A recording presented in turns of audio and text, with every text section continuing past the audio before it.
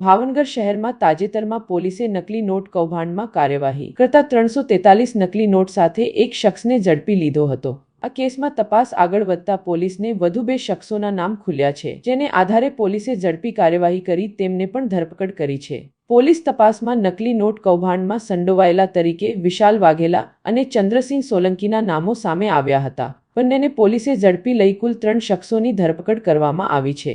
જો કે આ નકલી નોટ કૌભાંડમાં અન્ય કોઈ શખ્સોની સંડોવણી છે કે કેમ તે બાબતે પોલીસ દ્વારા હાલ ઊંડી તપાસ હાથ ધરવામાં આવી છે। તપાસ પૂર્ણ થયા બાદ વધુ ખુલાસા થવાની સંભાવના છે।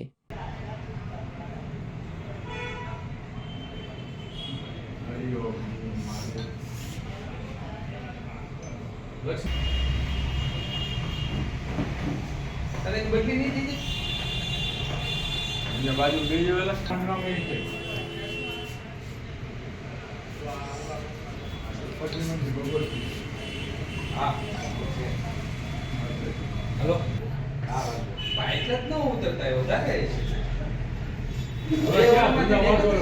हम पीए नो भेको नो करे नो अर्जंट